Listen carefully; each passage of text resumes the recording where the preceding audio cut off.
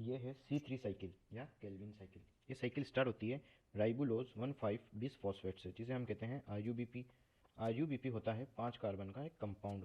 अब ये RUBP एक शुगर है जिसे हम कीटोस शुगर भी कहते हैं। RUBP एक प्रोसेस से निकलेगा जिसे हम कार्बोक्सिलेशन प्रोसेस कहेंगे, और ये कार्बोक्सिलेशन प्रोसेस होती है फर्स्ट प्रोसेस होती है C3 साइकिल की, और मोस्ट क्रूशियल प्रोसेस होती है।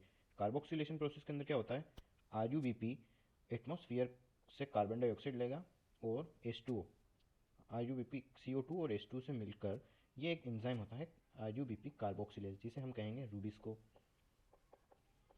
अब RUBP CO2 प्लस H2O ये मिलकर प्रोसेस करेंगे कार्बोक्सिलेशन, जिससे कंपाउंड बनेगा, और इसका एंजाइम है रूबिस्को RUBP कार्बोक्सिलेज। अब फर्स्ट स्टेबल प्रोडक्ट बनता है C3 साइकिल के अंदर 3-फॉस्फोग्लिसरेट।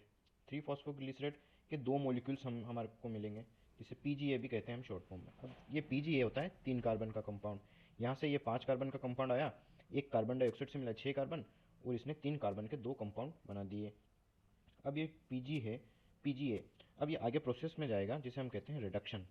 रिडक्शन प्रोसेस के अंदर 2 ATP का कंजप्शन होगा। कौन सी प्रोसेस, फोटोफॉस्फोराइलेशन। इस फोटोफॉस्फोराइलेशन के अंदर 2 ATP कंज्यूम हुए और 2 NADPH कंज्यूम हुए रिडक्शन के लिए।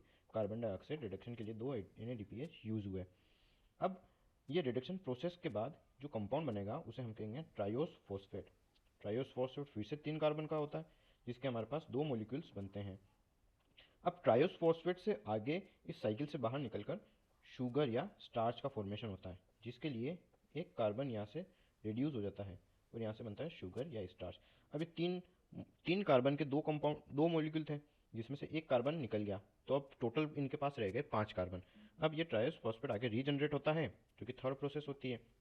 रीजनरेशन में एक ATP और यूज होता है। अब यहाँ पर हमारे पास 5 कार्बन बचे थे, तो ये फिर से 5 कार्बन का RUBP फॉर्म हो जाता है, और ये साइकिल चलती रहती है। इस साइकिल के अंदर एक साइकिल के अंदर 2 ATP तो यहाँ यूज हुए और एक ATP यहाँ यूज हुआ, तो टोटल हो गए 3 ATP, और 2 NADPH यूज हुए। ये एक साइकिल के अंदर।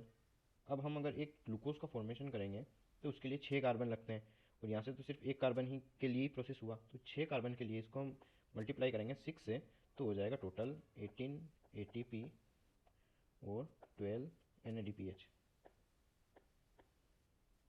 ये प्रोसेस हो जाएगी कंप्लीट।